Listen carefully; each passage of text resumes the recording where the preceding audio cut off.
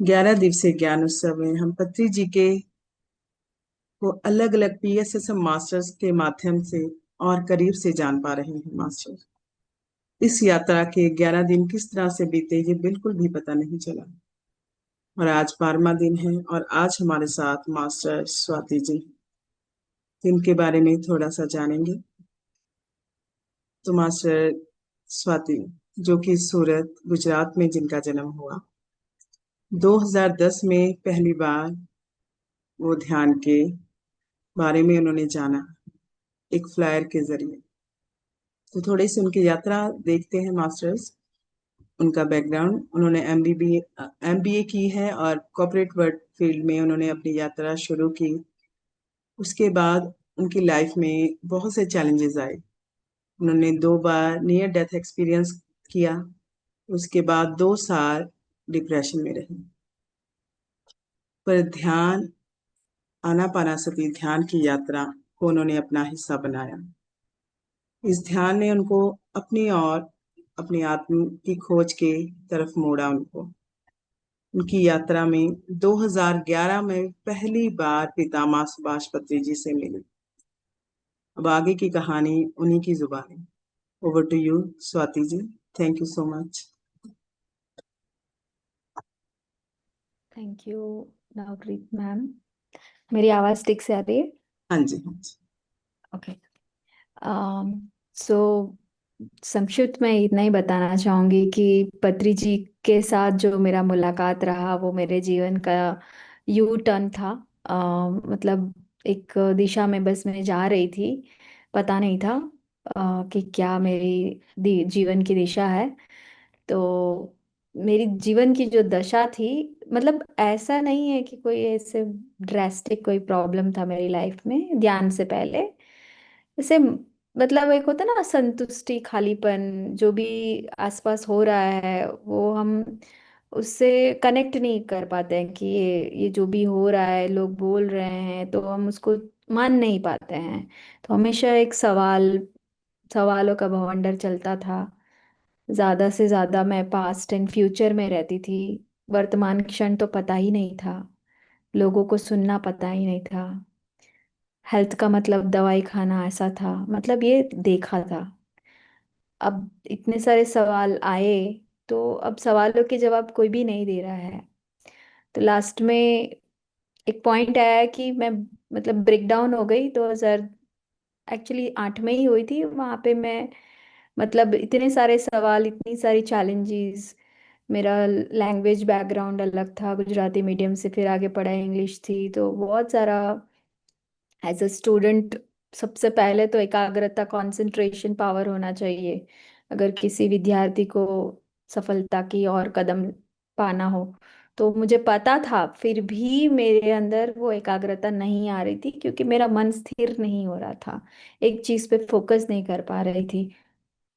क्योंकि बहुत सारे छोटी छोटी बातों से ही हर्ट हो जाना, बहुत ज़्यादा ओवर थिंकिंग करना, पास्ट फ्यूचर में रहना, प्लस ऑल्सो लैंग्वेज बैरियर के कारण सारा चीज़ अब अंग्रेजी में पढ़ना, स्पीड से पढ़ना, बच्चों के साथ कंपटीशन, जो बच्चे इंग्लिश मीडियम में पढ़ के आए थे। तो ये सब चीज़ें, इंफीरियोरिटी कॉम्प्लेक्स बोलो जो भी बोलो उसको, वो एक ऐसा फेज था कि जहाँ पे मैं बहुत अपने, मेरा रॉक बॉटम था वो। 2008 तो धीरे धीरे ऐसा था कि पूरे बाल ही झड़ने लगे और आंखों के नीचे डार्क सर्कल होने लगे, रात की नींद चली गई। तो अब मुझे लगा कि अब मुझे कुछ चाहिए। और अशांति तो बहुत ज्यादा थी, मतलब मन शांत।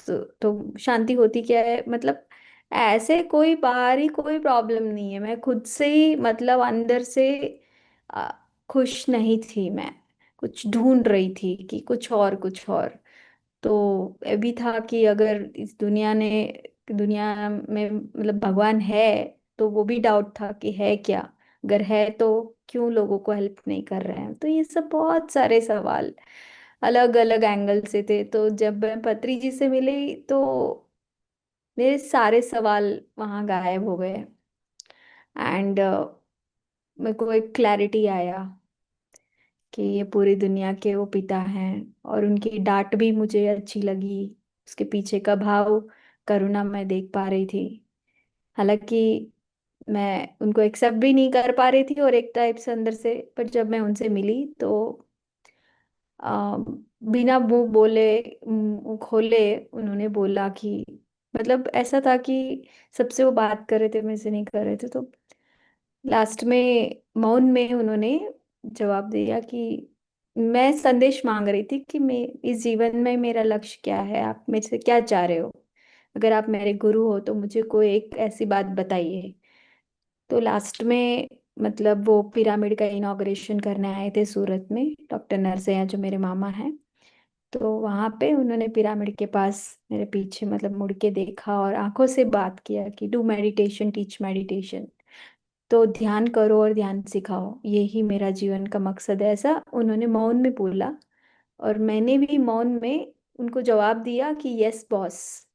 तो ये जो वार्तालाप वो जो हुआ, वो मेरे लिए एक लाइफ में एक टर्निंग पॉइंट था कि ऐसे कैसे हो सकता है कि, एंड उनको देख के बिल्कुल मेरे सारे सवाल गायब हो गए। तो दैट्स हाउ ये एक उसके बाद बहुत सारी चीजें हैं कि हर तरीके से एक होता है ना कि एक अवेयरनेस है कि भाई जो हो रहा है ना, ये मेरा ही सोल डिजाइन है, मुझे क्यों किसी को बोलना है, ये सब चैलेंजेस है, अच्छी बुरी सब, वॉट एवर इज देयर, मेरी लाइफ का सिचुएशन मैंने खुद ने इसको डिजाइन किया है, इन सभी सोल्स को मैंने इनवाइट किया है जिससे मैं सोल लेवल पे ग्रो कर सकूं। तो ये एक अवेयरनेस रहती भी है, and many times being very honest, कभी कभी ये अवेयरनेस चली भी जाती है। तो दिन में, एक ही दिन में 24 घंटे में बहुत सारे अलग अलग लेयर्स होते हैं। So that's the journey. And आज का जो विषय है, वो ये है कि पत्री जी का एक्चुअली तेलुगु में वीडियो है, उसी का मैंने हिंदी में अनुवाद करके मैं आप लोगों को शेयर करने वाली हूँ। पत्री जी का जो वीडियो है और संदेश है आज का ज्ञान सत्र का, वो ये है कि अगर कोई व्यक्ति बोलता है, तो अगर कोई व्यक्ति प्रवक्ता है या प्रवचन देता है, तो उसके पास बुद्धि और ज्ञान दोनों होता है। तो इस पूरे अ, मतलब तेलुगु वीडियो में उन्होंने एक्सप्लेन किया कि आखिर बुद्धि ज्ञान कैसे होता है, कैसे नहीं बोलना है, कैसे बोलना है, dos and don'ts, and ultimate एक संवाद क्या होता है, एक प्रवचन क्या होता है, हाई लेवल का कॉन्वर्सेशन कैसा होता है, वो पत्री जी ने डिफाइन किया है बहुत ही सरल भाषा में। तो वो मैं आपके सामने शेयर करूंगी, क्योंकि मैंने तेलुगु टू हिंदी ट्रांसलेट किया है, तो मैं अपने नोट्स को रेफर करते हुए शेयर करूंगी।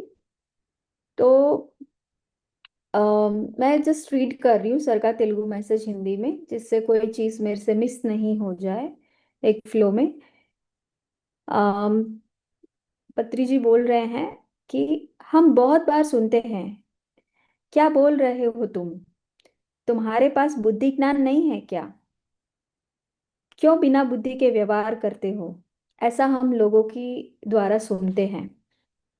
तो पत्री जी बोल रहे हैं कि ये बुद्धि ज्ञान क्या होता है, बुद्धि ज्ञान के साथ बोलना है तो वो क्या है। तो आज हम दोस्तों बुद्धि और ज्ञान के बारे में विस्तृत रूप से जानेंगे। तो पत्री जी बताते हैं कि कभी हम अपनी हाथों को अगर 2 उंगली बताने के लिए बोले, तो ऐसा मतलब जनरली हम ऐसा करते हैं, कभी हम ऐसा, या फिर ऐसा, ऐसा नहीं करते हैं। तो हम पहली 2 उंगलियों को ही क्यों वो करते हैं। तो पत्री जी बताते हैं कि जो बीच की उंगली है वो बुद्धि होती है, और ये फर्स्ट उंगली जो होती है वो हमारा ज्ञान होता है। तो पत्री जी बोलते हैं कि जब भी हम बोले तो बुद्धि और ज्ञान का समन्वय के साथ हमें बात करना चाहिए। जब भी हम मुंह खोलते हैं, तो जब हमारे पास बुद्धि और ज्ञान हो तभी हमें बोलना चाहिए। क्योंकि बुद्धि और ज्ञान के साथ जब हम बात करते हैं, तो वो ऐसा है उदाहरण कि जब कोई एक फूल होता है और फूल की खुशबू होती है, तो अगर तुम्हारे अंदर तुम्हारी बातों में वो खुशबू नहीं झलकती है, वो फूल जैसा मतलब एक सुंदरता नहीं है, तो फिर वो बातों को बोलने का कोई मतलब नहीं है। तो वही है कि आप जो भी बोलो वो शोभा होना चाहिए और सुंदर होना चाहिए सुनने में। पत्री जी बोलते हैं कि साधारण रूप से हर व्यक्ति बोलता है, पर वो वचन जो होता है, वो अगर उस वचन में, उस वाक में बुद्धि होता है, अगर ज्ञान होता है, तो वो प्रवचन बन जाता है।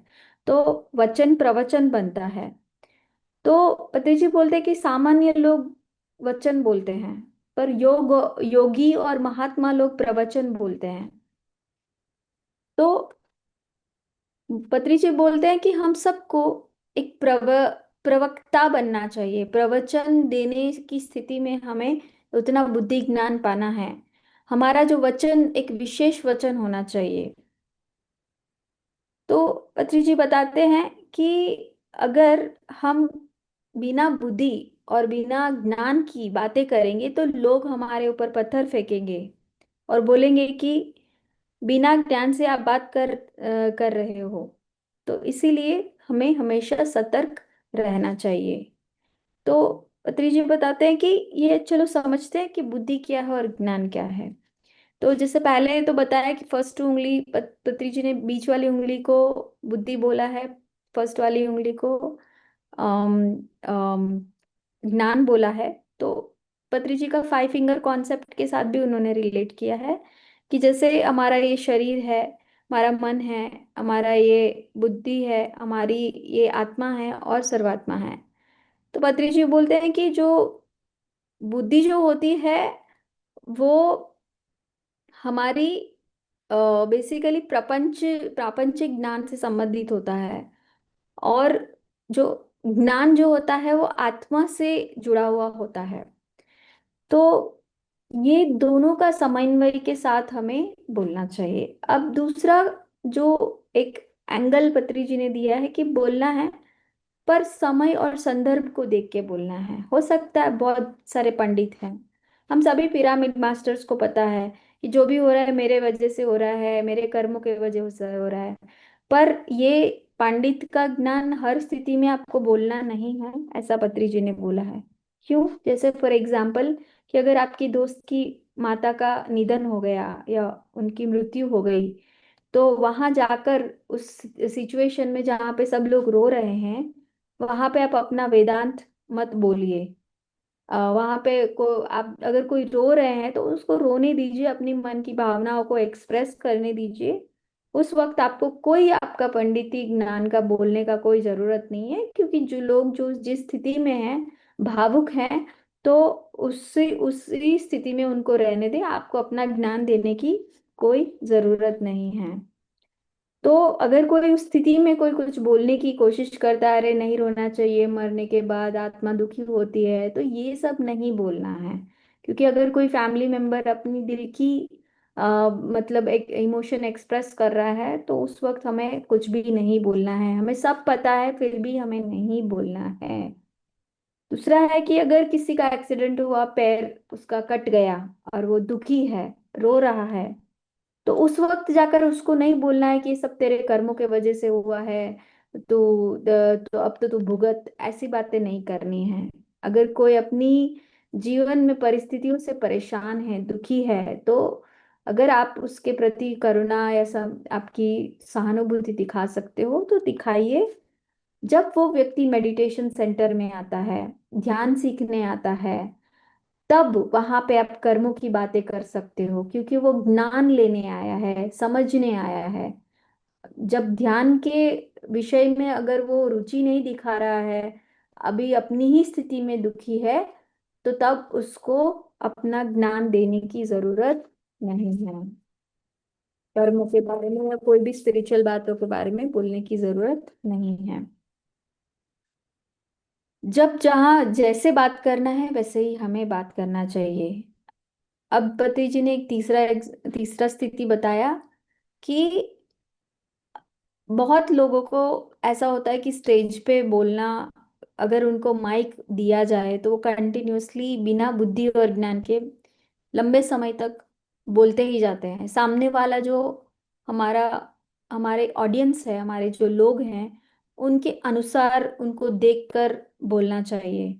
एग्जाम्पल देते हैं कि अगर कोई मतलब मिनिस्टर को अगर किसी सभा में बुलाया है और मान लो कि वो अच्छा नहीं बोल रहे हैं, लोगों को पसंद नहीं आ रहे हैं उनका भाषण, तो लोग फिर जिन्होंने सभा बुलाई है उनको डांटेंगे कि कैसे आपने व्यक्ति को बुलाया है। क्योंकि वो जो माइक है उसमें लोग कुछ अच्छा सुनने के लिए आए हैं। समय और संदर्भ के अनुसार अगर कोई समय से ज्यादा, जरूरत से ज्यादा बोल रहा है तो लोग गुस्सा करते हैं। तो मिनिस्टर अच्छे हैं, ठीक है, उनका स्पीच थोड़ा होना चाहिए क्योंकि लोग थोड़ा ही सुनना चाह रहे हैं। कोई व्यक्ति माइक देखकर कॉमन सेंस भूल कर अपनी अंदर की खूबी या अपना बड़प्पन दिखाने की कोशिश कर रहे हैं, तो ऐसा नहीं करना चाहिए। अब पति जी एक बहुत अच्छी बात बता रहे हैं कि अगर कोई स्थिति में आपको पूछे कि क्या आपको ये पता है, तो आपको, अगर पता है तो पता है बोलना है, नहीं पता है किसी विषय के बारे में तो आपको नहीं पता है ऐसा बोलना चाहिए। जब आपको पता नहीं है बट पता है उस तरीके से आप दिखावा करने की कोशिश करते हो, तो ये बहुत गलत बात है।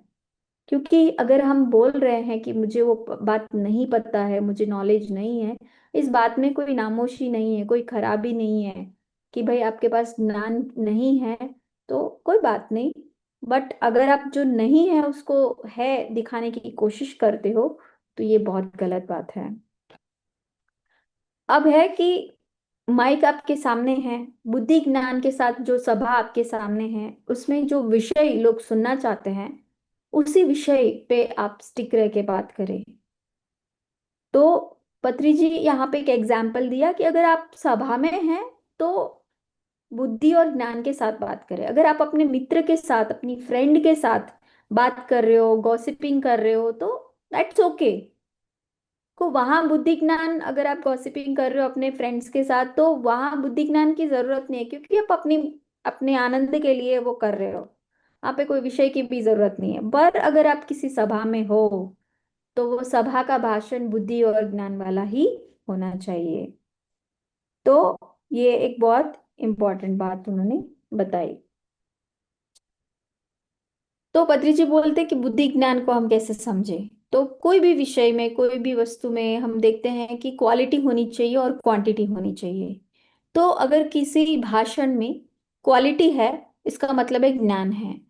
अगर किसी भाषण में क्वांटिटी है या किसी प्रवचन में या वचन में क्वांटिटी है, तो बुद्धि है। तो फॉर एग्जाम्पल वो बोले कि अगर एक सभा में अगर 10 लोग बोलना चाह रहे हैं, वहां पर एक व्यक्ति आधा घंटा खुद ही अकेला समय ले लेता है, तो बाकी लोग कैसे बोलेंगे।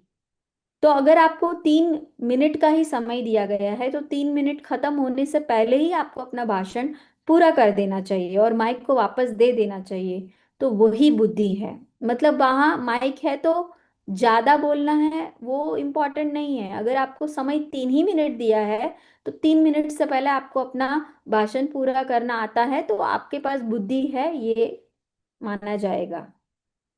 अगर आप कोई कंपनी में मंथली या एनुअल मीटिंग है और सब लोग अपनी अपनी बारी से बातें कर रहे हैं, वहां पर आप दूसरों की बातें जब हो रही है आप बीच में बोल रहे हैं, तो वो गलत बात है। आपको किसी चलती हुई बातों में, दूसरों की बातों में बीच में नहीं बोलना चाहिए।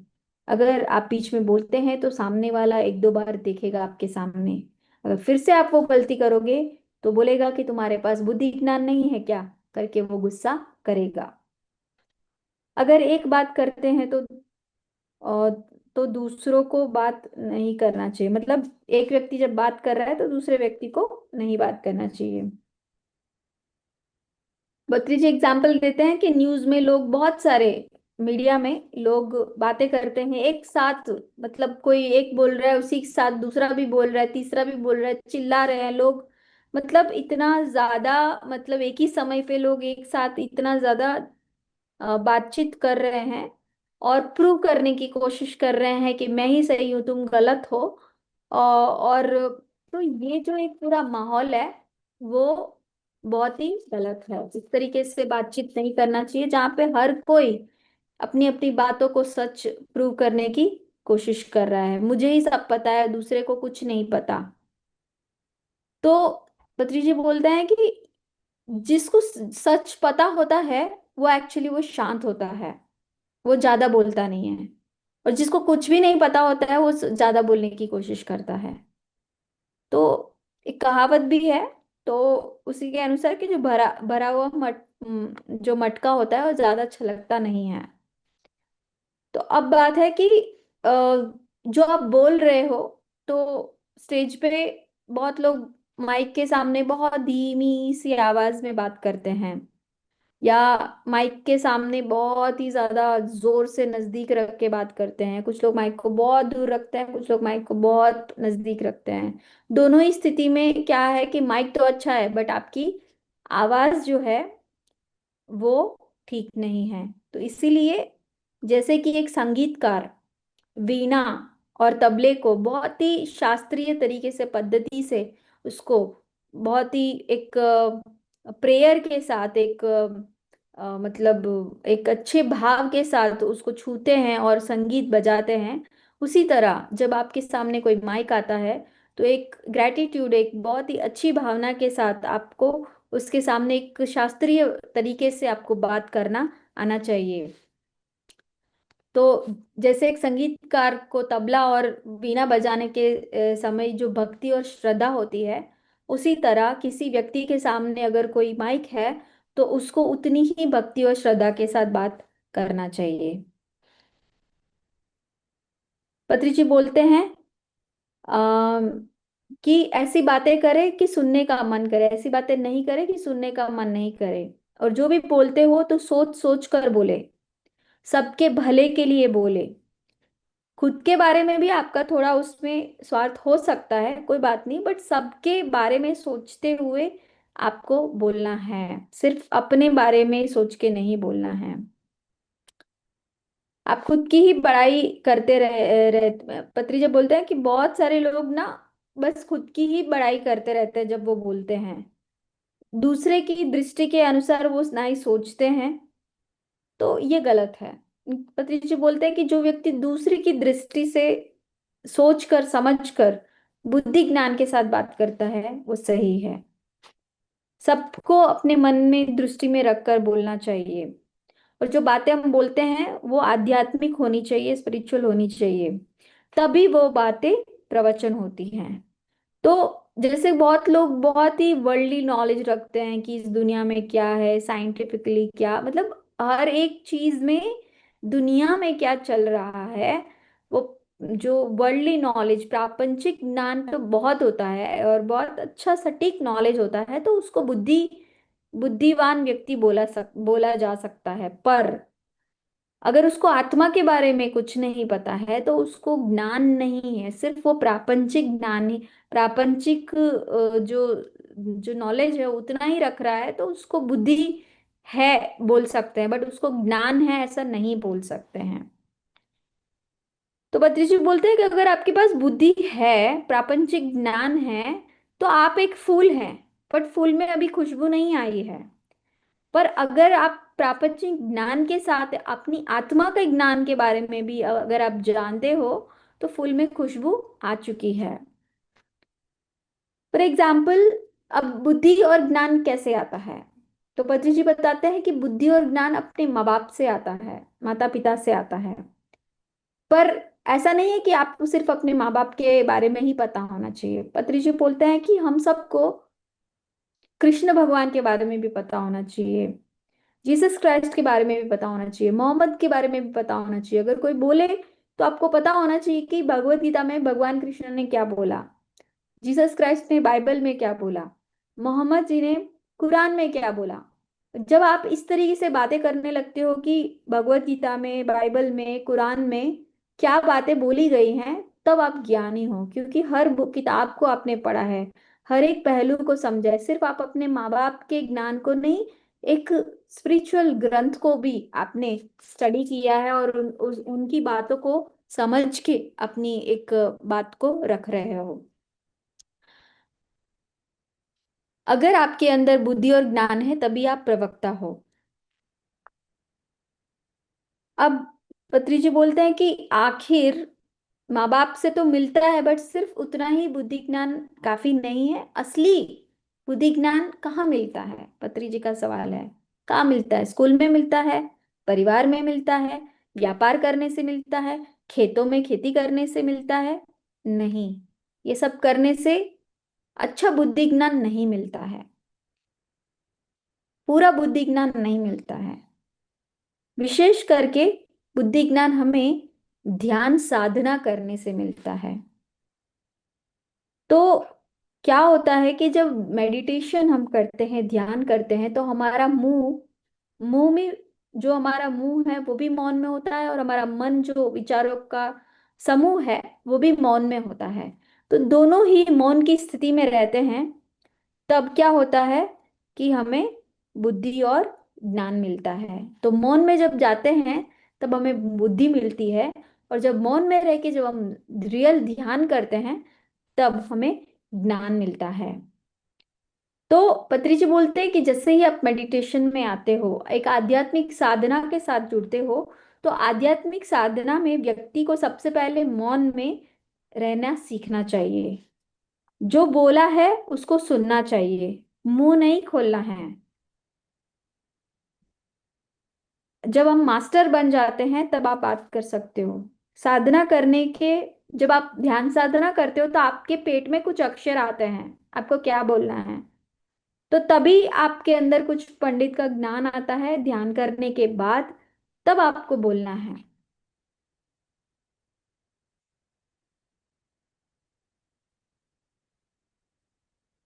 बातें जो भी बोल रहे हैं वो समय और संदर्भ के अनुसार ही हमें करनी चाहिए, सबके भले के अनुसार करनी चाहिए। अगर आप किसी एक देश के बारे में या कुछ देशों के बारे में ज्ञान रखते हो तो लोग बोलेंगे अरे भाई इसके पास तो बहुत ही बुद्धि है। पर अगर आप ऐसी बातें सोचोगे जो सभी देशों के बारे में जरूरी है, तब आपको जब सबके बारे में पता होता है तो आप एक ज्ञानी कहलाते हो। तो जिस व्यक्ति के पास बुद्धि और ज्ञान दोनों होता है, पत्री जी उसे बोलते हैं वो पुरुषोत्तम है। जो व्यक्ति सबके मन की बातों को, सबकी आत्मा को ध्यान में रखते हुए बात करता है, वो ज्ञानी है। जो व्यक्ति अपने जीवन में कुछ लक्ष्य रखकर उस लक्ष्य को पाने के लिए साधना कर कर अनुभवों के साथ जो बात करता है, वही व्यक्ति असली बुद्धि और ज्ञानी व्यक्ति है। तो पत्री जी ने जैसे पहले स्टेज वाला एग्जाम्पल दिया कि जब आपके सामने माइक होता है तो आपका वॉइस भी अच्छा होना चाहिए। आपका जो आवाज है वो अच्छा होना चाहिए, कम भी नहीं होना चाहिए, ज्यादा भी नहीं होना चाहिए, टेक्निकली क्लियर होना चाहिए। उसमें कोई प्रॉब्लम नहीं होनी चाहिए, आपकी आवाज सही से सुनाई देनी चाहिए। और जो टोन जो आपका है, सुर जो आपका है वो भी सही होना चाहिए। क्वांटिटी भी सही होनी चाहिए, जैसे कि जिस जो विषय पे आपको बोलना है, अगर ज्यादा बोलना है तो ज्यादा, कम बोलना है तो कम, समय संदर्भ के अनुसार। और जिस विषय पे आपको बोला गया है उसी विषय पे आपको बोलना है। पत्री जी ने अपने पर्सनल लाइफ से एक एग्जाम्पल शेयर किया कि पत्री जी हैदराबाद में जब थे 1960 में, 1960 में, तो वहां पर एक निजाम कॉलेज है। तो वहां पर हिंदी में कोई अपना प्रवचन दे रहे थे। तो पत्री जी ने देखा कि भाई कौन इतना अच्छा भाषण दे रहे हैं। तो देखा तो वो अटल बिहारी वाजपेयी थे। तो पत्री जी ने सोचा कि इस व्यक्ति की भाषा बहुत ही अद्भुत है। तो क्वालिटी भी है, क्वांटिटी भी है। और पत्री जी ने सोचा था कि ये व्यक्ति जरूर एक दिन प्राइम मिनिस्टर बनेगा। और सच में हम सबको पता है कि अटल बिहारी वाजपेयी जी प्राइम मिनिस्टर बने। तो पत्री जी ने बोला कि किसी व्यक्ति को सुनने से ही पता चल जाता है कि उसके अंदर क्या क्वालिटी है। पहले से ही वो अंदाजा लग कर चुके थे कि वो अटल बिहारी वाजपेयी जी जो हैं वो एक दिन प्राइम मिनिस्टर बनेंगे। तो पत्री जी बोलते हैं कि जब हम बुद्धि के साथ बात करते हैं तो हमारे अंदर वचन होता है, और जब हम ज्ञान के साथ बात करते हैं तो तब हमारा जो वचन प्रवचन बन जाता है। जब जब मुंह खुले तो प्रवक्ता के अनुसार बात करें। जब आपको पता नहीं है या जो कोई काम आप कर नहीं सकते हो, तो आप जब आप ये बोलते हो कि ये काम मैं नहीं कर सकता, ये काम मैं नहीं जानता, तो ये बोलने में कोई हर्ज आपको नहीं होना चाहिए। कोई काम आप नहीं कर सकते हो तो उसमें कोई बुराई नहीं है, इसमें कोई कमी नहीं है, उसमें कोई अल्पत्व नहीं है।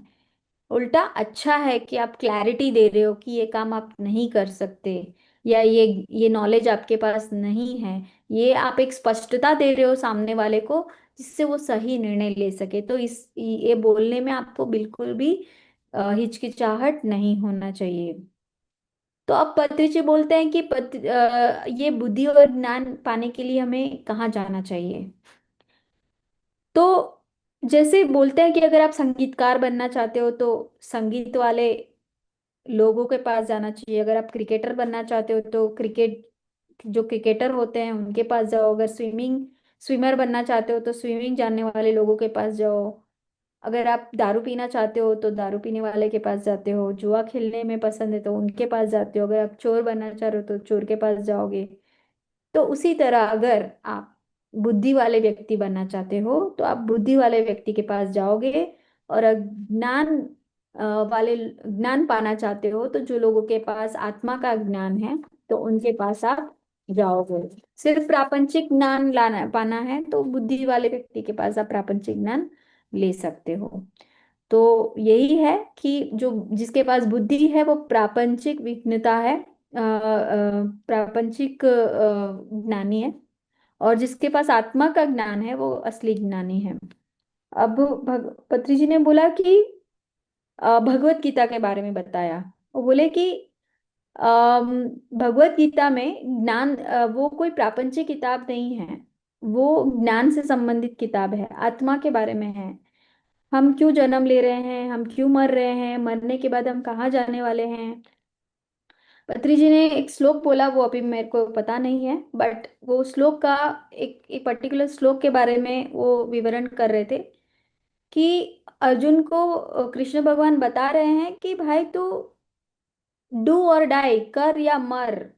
अगर तू मरेगा तो स्वर्ग में जाएगा, चिंता मत कर। पर अगर तू करेगा तो जीतेगा तो तेरे को राज्य मिलेगा।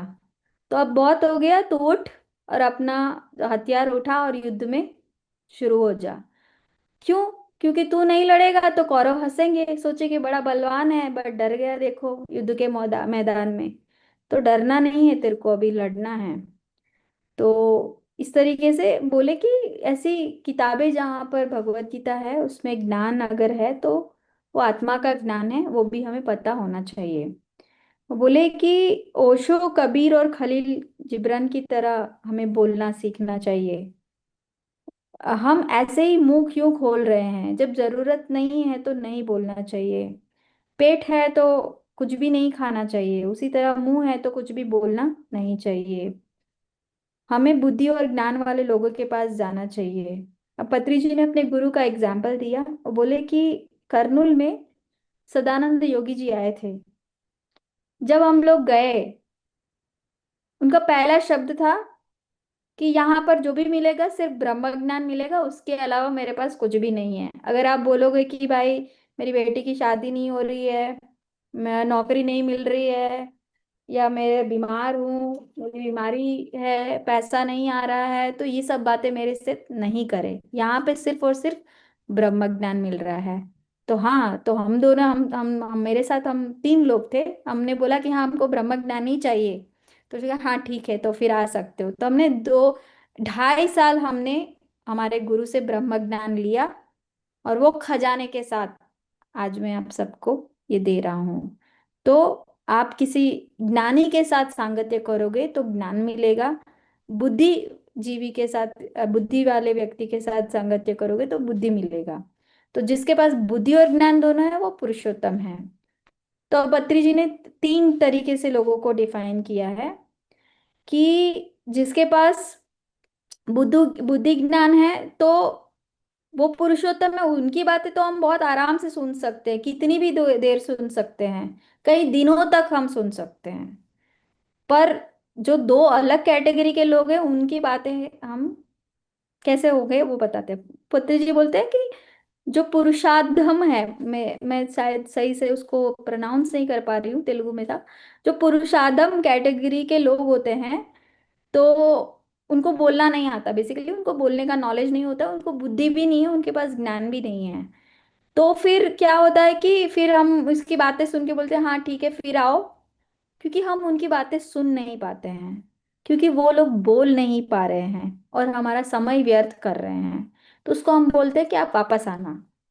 और जो पुरुष मध्यम वाले लोग जो होते हैं, उनके पास बुद्धि तो होती है पर ज्ञान नहीं होता, इसलिए वो कुछ ना कुछ कुछ कुछ कुछ कुछ बोलते रहते हैं।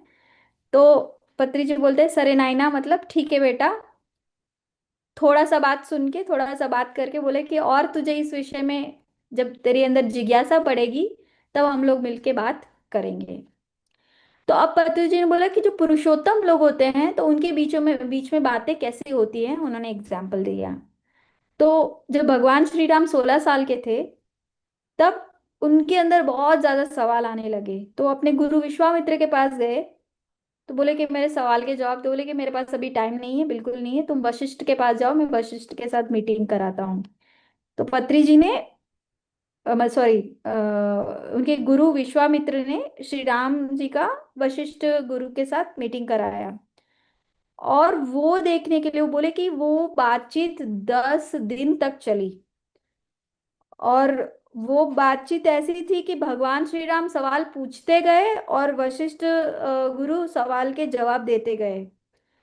तो लोग एकदम अचंभित थे कि भाई ये सवाल क्या पूछ रहे हैं और ये इसका जवाब क्या दे रहे हैं, दोनों ही पुरुषोत्तम है। तो बोले कि आप लोगों को पता होगा कि भगवत गीता में तो 700 ही श्लोक हैं, बट ये जो राम और वशिष्ठ के बीच में जो संवाद हुआ है, इसको योग वशिष्ठम बोला गया है तेलुगु में, किसी मास्टर ने किताब लिखा है। तो बोले कि उसमें 30,000 श्लोक हैं, भगवान राम और वशिष्ठ गुरु के बीच में जो संवाद हुआ है। तो 100% हर पिरामिड मास्टर को इस किताब को, योग वशिष्ठम किताब को पढ़ना चाहिए। तो ये एक ऐसा अद्भुत दृश्य था राम और वशिष्ठ के बीच के संवाद का, कि एक तो राम के लिए भी उपयोगी था, देखने वाले के लिए भी उपयोगी था, और सुनने वाले के लिए भी उपयोगी था। ये एक अद्भुत दृश्य था, ये संवाद था दो पुरुषोत्तम के बीच में। तो यही है कि जब संवाद होता है तो कई दिनों तक हम उन बातों को सुन सकते हैं। तो ये थी। तो अब है कि हम आज के समय में कैसे बुद्धि और ज्ञान पा सकते हैं, जैसे बताया पत्री जी ने कि जब हम सज्जन सांगत्य और स्वाध्याय करते हैं, किताब पढ़ते हैं, तब हमारे अंदर बुद्धि बढ़ता है। और जब हम ध्यान साधना करते हैं तब हमें ज्ञान आता है। तो अब बोले कि वो कौन सा ध्यान है, तो बद्री जी ने बोला कि राजयोग के लिए राजमार्ग है, एक रॉयल पाथवे है, वो है आनापानसति। तो जब कोई आनापानसति करेगा तब उसे असली आत्मज्ञान मिलेगा। So, यही था आज का। यही था आज का. This is such a deep topic, no? हाँ। Thank you. We're not ending it here, so we'll talk more about this. आपके साथ जो पत्री जी के अनुभव रहे हैं, जो ये बुद्धि के साथ सही ढंग से बात करना, आपका क्या कोई एक फनी एक्सपीरियंस, एक सीरियस एक्सपीरियंस, एंड और एक एक्सपीरियंस जो आपके दिल को इतना डीपली छू गया, क्योंकि पत्री सर की हर एक बात ऐसी है, बट कुछ ऐसी चीजें होती है that really pushes you on this, please. मैं चंडीगढ़ में थी तो हमेशा मैं पत्री जी से बात करने के लिए बहुत क्यूरियस रहती हूँ। और मेरा पत्री जी के बीच में एक फ्रेंडली रिलेशन है, मतलब ऐसा नहीं है कि मैं हमेशा पत्री जी, मतलब अंदर से मतलब कोई सिचुएशन है, डर लग रहा है अंदर से, मतलब कि अब करूँ क्या, तुम पहले ये बताओ। तो जैसे फ्रेंड से बात करते हैं ना, वैसे मैं उनसे बात करती थी। और मेरा हमेशा ऐसा था कि सर्कस का सबसे कम समय लूं, मतलब टू द पॉइंट बात करूं और फटाफट बात करूं, जिससे सर का समय वेस्ट ना हो। तो मेरे अंदर एक हैबिट डेवलप हो चुकी थी। एक दिन ऐसा था कि मैं चंडीगढ़ में थी, घर में थी, कुछ कुछ ऐसे ही खाली थी। अब सर का फोन आया, अब क्या कर रहे हो कुछ। तो मैं इतना स्पीड से बोल रही थी, मतलब मेरा वही साइकोलॉजिकल था कि सर का समय बर्बाद नहीं करना है, जल्दी बोलना है, टू द पॉइंट। सर बोले रिलैक्स, बोले कि अच्छी तरीके से बात करना सीखो, इसे इतना फास्ट फास्ट और गड़बड़ गड़बड़ मत बोलो, सही तरीके से बोलो। तो मतलब उन्होंने वहां पे मुझे होल्ड किया। इसके बाद जैसे मैं, मेरा ऐसा था ना कि जब मैं ध्यान में 2010 में आई थी, 15 तक तो मेरे मुंह से कुछ शब्द ही नहीं आता था। कोई, मैं लोगों को देखती थी ध्यान सिखाते हुए, क्या जी इतना कंटेंट आ कहाँ से रहा है, ये बोल कहाँ से रहे हैं। मेरे, मुझे पता है ध्यान के बारे में, बट मेरा मुंह ही बंद हो गया कि। तो मैं कोर्स करने गई थी पिरामिड वैली में शिवराम अप्पा की, कुछ तो मैं स्क्रिप्ट अपना बनाऊं कि ये टीचर की तरह मैं भी बोलूं। तो what I really learn is कि बातचीत ध्यान करने से हमको लगता है कि एक्चुअली शब्द खत्म हो जाते हैं हमारे अंदर। तो अब वैसे भी मेरे को बोलने का डर बहुत, पब्लिक में नहीं बोल सकती थी। तो मैंने देखा कि जैसे ऋषिकेश का प्रोग्राम नया नया शुरू हुआ था, मतलब ऋषिकेश में महायोग ध्यान कुंभ। तो मैंने देखा एस्ट्रली कि क्योंकि मेरे अंदर पब्लिक स्पीकिंग का डर है, तो मैंने एक दो सपने में देखा कि पत्री जी मुझे स्टेज पे माइक दे रहे हैं और बोले कि अब तू बोल। और मेरे को बहुत डर लग रहा है। वे ऐसे भी मेरे सर को देखा कि वो सीधा थप्पड़ ही मारते हैं अगर गलत एक शब्द भी बोला। बोला क्या, सोचा तो भी मारते हैं। तो अब माइक के सामने बोले कि खड़े रह, अब तू बोल। मैं कहा, है अब मैं क्या बोलूं, मेरे को वैसे भी बहुत डर लगता था उनके सामने बोलने में।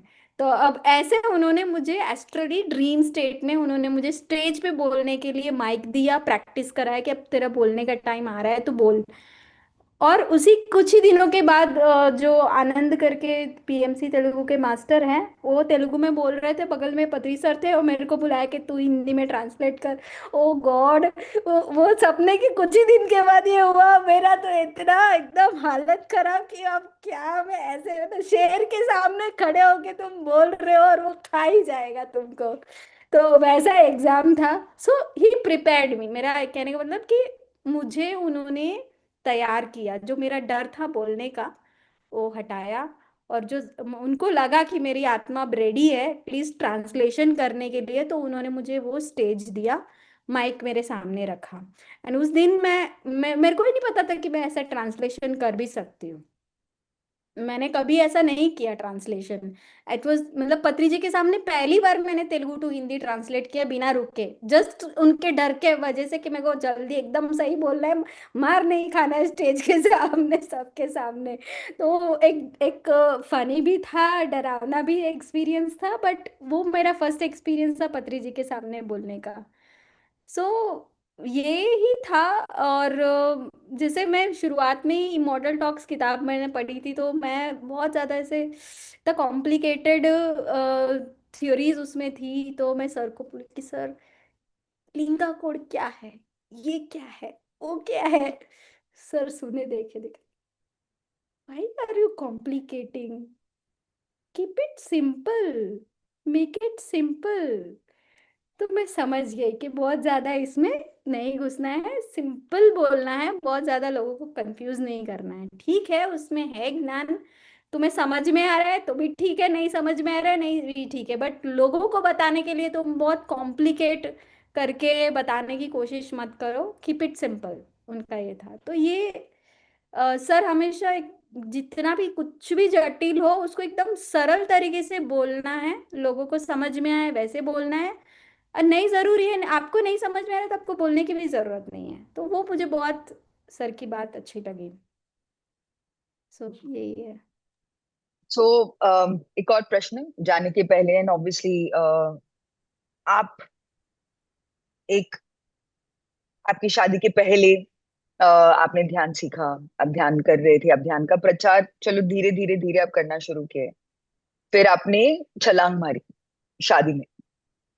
तो ये छलांग क्या आपने खुद मारी या पति सर ने बोला आपको कि now is the time, get married? नहीं नहीं, ऐसा नहीं है। I made my own decision. Actually क्या था कि मेरे घर वाले मुझे बहुत फोर्स कर रहे थे कि तू शादी कर कर कर। मैं बोली कि मैं नहीं करूंगी, मैं नहीं करूँ जब तक मैं मतलब मतलब एक क्लियर नहीं हूँ।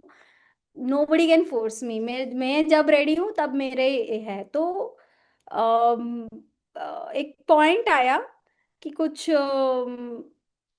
पता नहीं ऐसा होता नहीं, मैंने देखा कि कोई चीज के लिए आप रेडी नहीं होते हो जस्ट बिकॉज ऑफ आपकी एक मन की स्थिति होती है। आप उसके बारे में कुछ गलत सोचते हो, नेगेटिव सोचते हो। अचानक से उस टॉपिक के बारे में आपके विचार पॉजिटिव हो जाते हैं और आपको लगता है कि ये पॉसिबल है, ये मैं भी कर सकती हूँ। तो मेरा भी यही केस था। कहीं गांव में घूम रही थी, कुछ ऐसे बहुत सारी मैरिड वुमेन को देख रही थी और उनका पर्सपेक्टिव मैंने सुना। तो फिर मैंने देखा कि यार ये अच्छा है, तो पता नहीं वैसे शिफ्ट हुआ। फिर मुझे लगा हाँ मैरिज इज गुड। तो ऐसा मेरे को वो शिफ्टिंग आया, then I got ready. Yes, and now you are back in Bangalore. या बैंगलोर में है। हाँ। तो फ्रेंड्स, मैं थोड़ा स्वाति मैम के बारे में बताना चाहती हूँ। अम, अपने ही जीवन के स्किल्स में कैसे हम ध्यान को इंटीग्रेट करके मैक्सिमम लोगों तक ध्यान प्रचार कर सकते हैं। Wonderful example in pyramid spiritual societies movement is Swati Punnala ma'am. Training का जो एक स्किल है, उसके थ्रू उनका जो नॉलेज था कि कैसे ट्रेनिंग के मॉड्यूल्स बनाने चाहिए, और उसको कंबाइन किया with beautiful simplicity of Anapanasati meditation. Swati ma'am ने जयपुर जयपुर और फिर राजस्थान के आसपास इतने सारे गांव में इतना अद्भुत प्रचार किया है। And that's the beauty of PSSM and पत्री जी, दैट इतना सिंपल कर दिया कि हम इतना कॉन्फिडेंट फील करते हैं कि हम किसी को भी बता सकते हैं। And we all know about the mighty Dhyan Bihar Andolan, जो I think 32 districts 38 districts. 38 districts में घर घर जाकर वहां पर स्कूल्स कॉलेजेस जिस भी तरीके से हम प्रचार कर सकते हैं, प्रचार करते हुए जाना। पर्सनली फॉर मी, जो हम पीएमसी हिंदी में मास्टर बनो टीचर ट्रेनिंग प्रोग्राम करते हैं, one of our inspirations is Swati ma'am. Because एक सिस्टम एस्टेब्लिश करना वेरी वेरी इंपॉर्टेंट। एंड अब वो ब्यूटिफुली संसार में निर्वाण, हर small little baby boy Satvik topic. Satvik, yes. And Bhargav sir, who is doing amazing prachar work. And that's Patri ji. आपको एक रेस्पेक्ट, एक अनमोल रतन को आप मिल सकते हो पीएसएसएम में। एंड यू आर दैट अनमोल रतन, Swati ma'am. So thank you, thank you, thank you, thank you, thank you. आज का विषय एक्चुअली बहुत गहरा विषय है। सर की बातें जब हम खुद सुनते हैं, आई एम श्योर आपको ये एक्सपीरियंस हुआ होगा कि कुछ चीजें हैं जो इतनी डीप है हम्म, दैट आप उसी चीज को 10 बार ही सुनते हैं तो you get a deeper perspective. बिल्कुल। हर सो वीडियो थैंक को हर बार सुनने में कुछ ऐसा लगता है कि ये कुछ अब नया समझ में आ रहा है, एक ही चीज। यू। कल ही मैं सर का एक वीडियो देख रही थी। आई एम द गॉड, और I am the son of the father. तो क्रिस्टियनिटी में जो आई एम है, आई एम के पहले डबल इन्वर्टेड कॉमर्स डाल दो, I am God, I am that. तो जस्ट दैट वन थिंग जो उन्होंने बताया, वो पूरी चीज जो बाइबल का जो टेक्स्ट है, it just means something completely profound. So Yeah. we have lots of wisdom of Swati ma'am on PMC Hindi, सभी को सुनना चाहिए। इमोर्टल टॉक्स वो कह रही है कि लिंगा कोड में ज्यादा नहीं जाना, बट उसी बुक के एसेंस को इतने ब्यूटीफुली उन्होंने कैप्चर किया है स्वाध्याय में। तो thank you, thank you, thank you Swati ma'am for your video on mute.